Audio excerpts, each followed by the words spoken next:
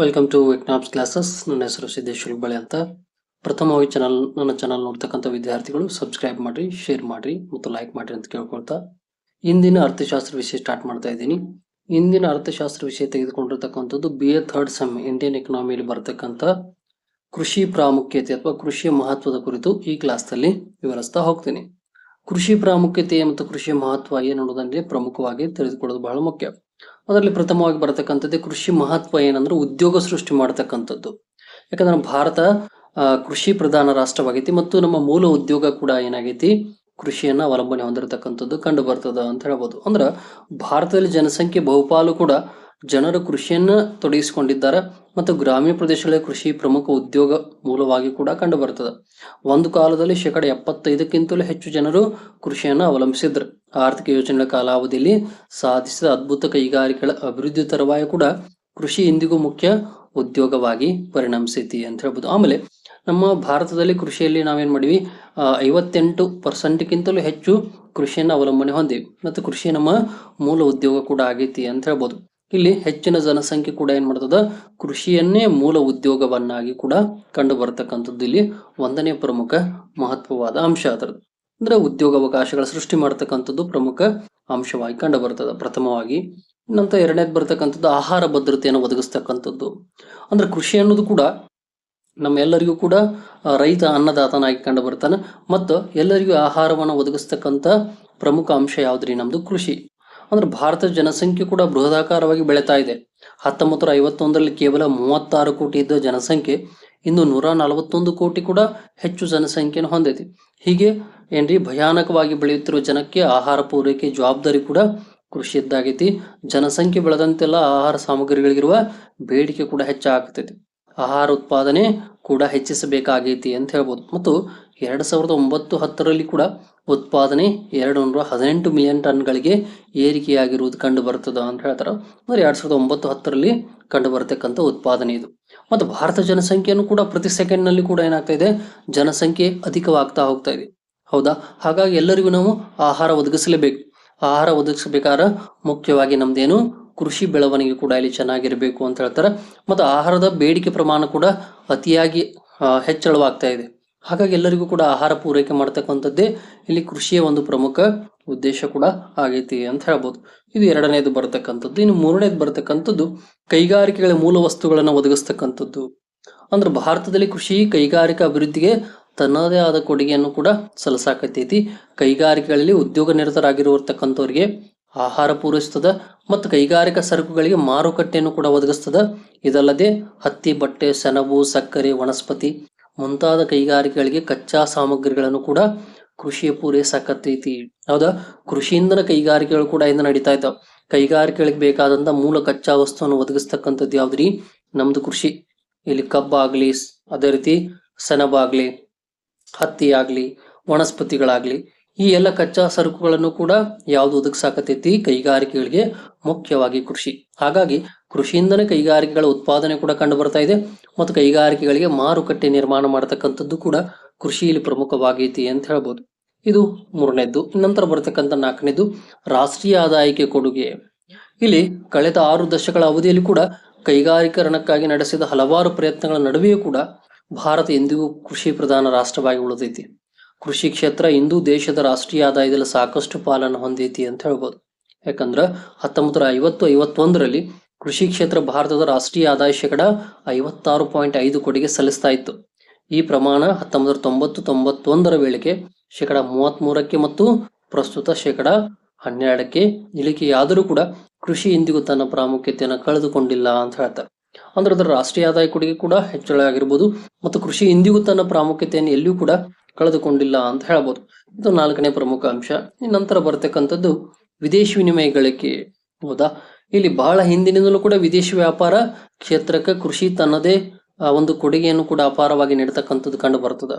ಕೃಷಿ ಸರಕುಗಳಲ್ಲಿ ಆಗಿರ್ತಕ್ಕಂಥ ಹತ್ತಿ, ಬಟ್ಟೆ, ಸೆಣಬು, ಕಾಫಿ, ಟೀ, ಗೋಡಂಬಿ, ತಂಬಾಕು, ಎಣ್ಣೆ, ಸಕ್ಕರೆ, ಸಾಂಬಾರ ಪದಾರ್ಥ ಮುಂತಾದವುಗಳು ಕೂಡ ಒಂದು ಕಾಲದಲ್ಲಿ ಒಟ್ಟು ರಫ್ತು ಪ್ರಮಾಣದಲ್ಲಿ 75%ಕ್ಕಿಂತಲೂ ಹೆಚ್ಚು ಇದ್ದವು. ಆದ್ರೆ ಈಗ ಏನಾಗ್ತದೆ, ಇತ್ತೀನ ದಿನಗಳಲ್ಲಿ ಕೃಷಿ ಸಾಮಗ್ರಿಗಳ ಪ್ರಾಮುಖ್ಯತೆ ತಗ್ಗಿದೆ. ಆದ್ರೂ ಕೂಡ ದೇಶದ ಒಟ್ಟು ರಫ್ತುಗಳಲ್ಲಿ ಸರಕುಗಳಲ್ಲಿ ಕೃಷಿ ಸಾಮಗ್ರಿಗಳ ಕೊಡುಗೆ 10%ಕ್ಕಿಂತಲೂ ಹೆಚ್ಚೈತಿ ಅಂತ ಹೇಳ್ಬೋದು. ಅದರಲ್ಲಿ ನಮ್ಮ ಭಾರತದಲ್ಲಿ ಬೆಳೆದಂಥ ಹತ್ತಿ, ಸೆಣಬು, ಸಕ್ಕರೆ, ಅದೇ ರೀತಿ ಕಾಫಿ, ಟೀ, ಗೋಡಂಬಿ, ಎಣ್ಣೆ ಕಾಳುಗಳಾಗಿರ್ಬೋದು, ಸಾಂಬಾರ ಪದಾರ್ಥಗಳಾಗಿರ್ಬೋದು, ಇವುಗಳನ್ನು ಕೂಡ ಎಲ್ಲ ವಿದೇಶಗಳಿಗೆ ರಫ್ತು ಮಾಡ್ತಾ ಇದೆ. ಅದಕ್ಕೆ ಮೂಲ ಕಾರಣ ಯಾವ್ದ್ರಿ? ಕೃಷಿ. ಕೃಷಿಯಲ್ಲಿ ಉತ್ಪಾದನೆ ಆಗಿರ್ತಕ್ಕಂಥ ಇಷ್ಟೆಲ್ಲ ಸರಕುಗಳು ಕೂಡ ವಿದೇಶಗಳಿಗೆ ರಫ್ತಾಗ್ತಾ ಇದೆ. ಅದರಿಂದ ವಿದೇಶಿ ವಿನಿಮಯ ಗಳಿಕೆ ಕೂಡ ನಮ್ಮ ರಾಷ್ಟ್ರಕ್ಕೆ ಕಂಡು ಬರ್ತಾ ಇದೆ ಅಂತ ಹೇಳ್ಬೋದು. ಇದು ಒಂದು ಪ್ರಮುಖ ಮಹತ್ವವಾದ ಅಂಶ. ಇನ್ನು ಸರ್ಕಾರಕ್ಕೆ ಆದಾಯ ಅಂತ ಕರಿಬೋದು.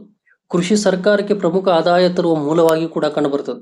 ಯಾಕಂದ್ರೆ ಕೃಷಿಯಿಂದ 60ಕ್ಕಿಂತಲೂ ಹೆಚ್ಚಿನ ಜನರು ಕೃಷಿಯನ್ನು ಅವಲಂಬಿಸಿವಿ. ಹಾಗಾಗಿ ರಾಷ್ಟ್ರೀಯ ಆದಾಯದಲ್ಲಿ ಕೃಷಿ ಪಾಲು ಕೂಡ 12%ಕ್ಕಿಂತಲೂ ಅಧಿಕವಾಗೈತಿ. ಅದು ಸರ್ಕಾರಕ್ಕೆ ಆದಾಯ ತರುವ ಪ್ರಮುಖ ಮೂಲವಾಗಿ ಕಂಡು ಬರ್ತದ ಅಂತ ಹೇಳ್ತಾರೆ. ಯಾಕಂದ್ರೆ ಕೃಷಿ ಮೇಲಿನ 60ಕ್ಕಿಂತಲೂ ಹೆಚ್ಚು ಜನಸಂಖ್ಯೆ ಹೊಂದಿರುವುದರಿಂದ ಎಲ್ಲರೂ ಕೂಡ ಆದಾಯವನ್ನು ಪಡಿತಾರ. ಆದಾಯದಲ್ಲಿ ರಾಷ್ಟ್ರೀಯ ಆದಾಯಕ್ಕೆ ಪಾಲು ಕೂಡ ಇಲ್ಲಿ 12ಕ್ಕಿಂತಲೂ ಅಧಿಕವಾಗಿರುವುದು ಕಂಡು ಬರ್ತದ ಅಂತ ಹೇಳ್ಬೋದು. ಇದು 6ನೆಯ ಪ್ರಮುಖ ಅಂಶ. ಇನ್ನು ನಂತರ ಬರ್ತಕ್ಕಂಥದ್ದು ಬಂಡವಾಳ ಸಂಚಯನದ ಮೂಲ ಅಂತ ಕರಿಬೋದು. ಒಂದು 2001ರ ಜನಗಣತಿಯ ಪ್ರಕಾರ 58%ಕ್ಕಿಂತಲೂ ಇಲ್ಲಿ ಏನಾಗೈತಿ, ಕೃಷಿ ಮೇಲೆ ಅವಲಂಬನೆ ಹೆಚ್ಚಿರುವುದು ಕಂಡು ಬರ್ತದ ಅಂತ ಹೇಳ್ಬೋದು. ಆಮೇಲೆ ಹೆಚ್ಚಿನ ಜನರು ಕೃಷಿಯನ್ನು ಅವಲಂಬಿಸಿದ್ದಾರೆ. ಆದ್ದರಿಂದ ಕೃಷಿ ಬಂಡವಾಳ ಸಂಚಯನದ ಮೂಲವಾಗೈತಿ. ಅದು ಪ್ರತ್ಯಕ್ಷ ಆಗಿರ್ಬೋದು, ಪರೋಕ್ಷವಾಗಿರ್ಬೋದು. ಏಕೆಂದರೆ ಹೆಚ್ಚಿನ ಜನರು ಆದಾಯ ಮೂಲವಾಗಿ ಕೂಡ ಕೃಷಿಯನ್ನ ಆಗೈತಿ. ಮತ್ತು ಉಳಿತಾಯ ಆಗಿರ್ಬೋದು, ಬಂಡವಾಳ ಸಂಚಯನ ಇವೆರಡೂ ಕೂಡ ಕೃಷಿಯಿಂದನ ಆಗಬೇಕಾದಂತ ಅಂಶಗಳಾಗಿ ಕಂಡು ಬರ್ತಾವ ಅಂತ ಹೇಳ್ಬೋದು. ಇದು ಒಂದು. ನಂತರ 8ನೇದು ಬರ್ತಕ್ಕಂಥದ್ದು ಪ್ರಾಣಿಗಳಿಗೆ ಮೇವು ಅಂತ ಕರಿತೀವಿ. ಅಂದ್ರೆ ಭಾರತದಲ್ಲಿ ದನ, ಕರು, ಎಮ್ಮೆ, ಕುರಿ, ಮೇಕೆ, ಕುದುರೆ, ಅದೇ ರೀತಿ ಕತ್ತೆ, ಒಂಟೆ ಆಗಿರ್ಬೋದು, ಕೋಳಿ ಆಗಿರ್ಬೋದು, ಮುಂತಾದ ಪ್ರಾಣಿ ಪಕ್ಷಿಗಳು 500 ಮಿಲಿಯನ್ ಟನ್ಗಿಂತಲೂ ಅಧಿಕ ಸಂಖ್ಯೆಯಲ್ಲಿವೆ. ಈ ಸಾಕು ಪ್ರಾಣಿಗಳಿಗೆ ಸಾಕುವುದಕ್ಕೆ ಕೃಷಿ ಉಪ ಉದ್ಯೋಗವಾಗಿದ್ದು, ಅದು ಲಾಭದಾಯಕವಾದ ಪ್ರಾಣಿ ಪಕ್ಷಿಗಳಿಗೆ ಆಹಾರ ಮತ್ತು ಮೇವು ಪೂರೈಸುವ ಕೆಲಸವನ್ನು ಕೂಡ ಕೃಷಿ ಸಮರ್ಥವಾಗಿ ಇಂದು ಪೂರೈಸಕತ್ತೈತಿ ಅಂತ ಹೇಳ್ಬೋದು. ಇದು ಕೇವಲ ಕೃಷಿ ಮನುಷ್ಯರಿಗಷ್ಟೇ ಆಹಾರ ಒದಗಿಸಲ್ ಅಲ್ಲದೇನೂ ಕೂಡ ಪ್ರಾಣಿ ಪಕ್ಷಿಗಳಿಗೂ ಕೂಡ ಏನು ಆಹಾರವನ್ನು ಒದಗಿಸ್ತಕ್ಕಂಥ ಕಾರ್ಯವನ್ನು ಮಾಡ್ತಾ ಇದೆ. ಇದು ಕೂಡ ಮಹತ್ವವಾಗಿರ್ತಕ್ಕಂಥದ್ದು. ನಂತರ ಬರ್ತಕ್ಕಂಥದ್ದು ಬೆಲೆಯ ಸ್ಥಿರತೆ ಅಂತ ಕರಿತೀವಿ. ಅಂದ್ರೆ ದೇಶದಲ್ಲಿ ಬೆಲೆ ಸ್ಥಿರತೆ ಕಾಪಾಡುವಲ್ಲಿ ಕೃಷಿ ಕ್ಷೇತ್ರ ಕೂಡ ಪ್ರಮುಖ ಪಾತ್ರವನ್ನು ನಿರ್ವಹಿಸಾಕತ್ತೈತಿ. ಭಾರತೀಯ ಅನುಭೋಗದ ವೆಚ್ಚದಲ್ಲಿ 80ಕ್ಕಿಂತಲೂ ಅಧಿಕ ವರಮಾನ ಕೃಷಿ ಸಾಮಗ್ರಿಗಳ ಮೇಲೆ ನಾವು ಖರ್ಚು ವೆಚ್ಚ ಮಾಡಾಕತ್ತೇವೆ. ಆದ್ದರಿಂದ ಕೃಷಿ ಸಾಮಗ್ರಿಗಳ ಬೆಲೆಯಲ್ಲಿ ಸ್ಥಿರತೆ ಕಾಪಾಡುವುದು ಕೂಡ ಅವಶ್ಯಕವಾಗಿರುತ್ತದ ಅಂತ ಹೇಳ್ತಾರೆ. ಇದು ಒಂದು. ನಂತರ ಬರ್ತಕ್ಕಂಥದ್ದು ತೃತೀಯ ವಲಯದ ಬೆಳವಣಿಗೆ. ಹೌದಾ, ಪ್ರಾಥಮಿಕ, ದ್ವಿತೀಯ, ತೃತೀಯ ವಲಯ ಬರ್ತಕ್ಕಂಥದ್ದು. ಇಲ್ಲಿ ವ್ಯಾಪಾರ, ವಾಣಿಜ್ಯ, ವಿಮೆ, ಬ್ಯಾಂಕಿಂಗ್, ಸಾರಿಗೆ ಸಂಪರ್ಕ, ಅಂಚೆ ಮುಂತಾದ ತೃತೀಯ ವಲಯ ಉದ್ಯಮಗಳಿಗೂ ಕೂಡ ಬೆಳವಣಿಗೆ ಕೃಷಿ ವಲಯ ಇಲ್ಲಿ ಕೊಡುಗೆಯನ್ನ ಅಪಾರವಾಗಿ ಸಲ್ಲಿಸಾಕತ್ತೈತಿ ಅಂತ ಹೇಳ್ಬೋದು. ಯಾಕಂದ್ರೆ ಕೃಷಿ ಸಾಮಗ್ರಿಗಳ ಸಾಗಾಟಕ್ಕೆ ಉತ್ತಮ ಸಾರಿಗೆ ಸಂಪರ್ಕ ಇರುವುದರಿಂದ ಅವುಗಳ ಪರಿಸ್ಥಿತಿ ಕೂಡ ಸುಧಾರಿಸಾಕತ್ತೈತಿ ಅಂತ ಹೇಳ್ಬೋದು. ಕೃಷಿ ಕೂಡ ಏನ್ ಮಾಡ್ತದ, ತೃತೀಯ ವಲಯದ ಬೆಳವಣಿಗೆಯೂ ಕೂಡ ತನ್ನ ಸಹಾಯವನ್ನ ನೀಡ್ತಕ್ಕಂಥದ್ದು ಇಲ್ಲಿ ಕಂಡು ಬರ್ತದ ಅಂತ ಹೇಳ್ಬೋದು. ಇನ್ನು ನಂತರ ಬರ್ತಕ್ಕಂಥದ್ದು ಉತ್ತಮ ರಾಷ್ಟ್ರದ ರಕ್ಷಣೆ ಶಕ್ತಿ ಅಂತ ಕರಿತೀವಿ. ಅಂದ್ರೆ ಕೃಷಿಕರು ಕಷ್ಟಪಡುವವರು, ಅವರು ಕೃಷಿಯಲ್ಲಿ ಸದಾ ಕಷ್ಟದ ಕೆಲಸಗಳಲ್ಲಿ ತೊಡಗುವುದರಿಂದ ಸದೃಢರಾಗಿದ್ದಾರೆ ಮತ್ತು ಆರೋಗ್ಯವಂತರಾಗಿ ಬೆಳೆದಿರ್ತಾರೆ. ನಮ್ಮ ದೇಶದಲ್ಲಿ ಸೇನೆಯಲ್ಲಿ ಬಹುತೇಕ ಸೈನಿಕರು ರೈತರ ಕುಟುಂಬದಿಂದ ಬಂದವರಾಗಿರ್ತಾರ ಅಂತ ಹೇಳ್ತಾರೆ. ಇಲ್ಲಿ ನಮ್ಮ ಭಾರತದಲ್ಲಿ ಹೆಚ್ಚಾಗಿ ರೈತನ ಕುಟುಂಬದಿಂದ ಬಂದಿರತಕ್ಕಂಥವರೇ ಸೈನಿಕರಾಗ್ಲಿ ಅಥವಾ ಮಿಲಿಟರಿಗಳಲ್ಲಾಗ್ಲಿ ಹೆಚ್ಚಿನ ಒಂದು ಸೇನೆಗೆ ಸೇರತಕ್ಕಂಥ ಜನಸಂಖ್ಯೆ ಕಂಡು ಬರ್ತದ ಅಂತ ಹೇಳ್ತಾರೆ. ಹಾಗಾಗಿ ಸೈನಿಕರು ಕೂಡ ರೈತರ ಕುಟುಂಬದಿಂದ ಬಂದವರಾಗಿರ್ತಾರೆ. ಇಲ್ಲಿ ಒಂದು ಏನು ಕೃಷಿ ಅಷ್ಟೇ ಅಲ್ಲ, ದೇಶದ ರಕ್ಷಣೆಯಲ್ಲೂ ಕೂಡ ತಮ್ಮ ಪಾತ್ರವನ್ನು ಇಲ್ಲಿ ನಿರ್ವಹಿಸ್ತಾರ ಅಂತ ಹೇಳ್ಬೋದು. ಇದು ಒಂದು.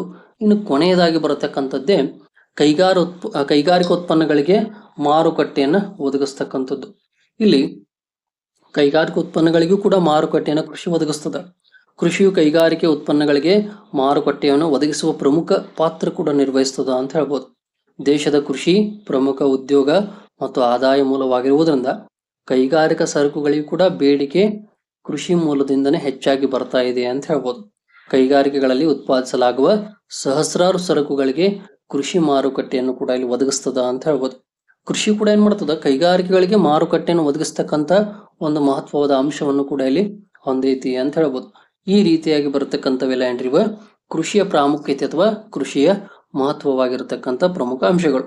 ಇವು ಮುಂದಿನ ಒಂದು ಪರೀಕ್ಷೆಗಳಿಗೆ ಬರತಕ್ಕಂಥ ಬಹುಮುಖ್ಯವಾದ ಒಂದು ಪ್ರಶ್ನೋತ್ತರವಾಗೈತಿ ಅಂತ ಹೇಳ್ಬೋದು. ಈ ರೀತಿ ನಾ ಕೊಟ್ಟಂತ ಮಾಹಿತಿ ನಿಮಗೆ ಉಪಯುಕ್ತ ಆಗೈತಿ ಅನ್ಕೊಳ್ತಾ ನನ್ನ ಮಾಹಿತಿನ ಇಲ್ಲಿಗೆ ಮುಕ್ತಾಯಗೊಳಿಸ್ತಾ ಇದ್ದೀನಿ. ಎಲ್ಲರಿಗೂ ಧನ್ಯವಾದಗಳು.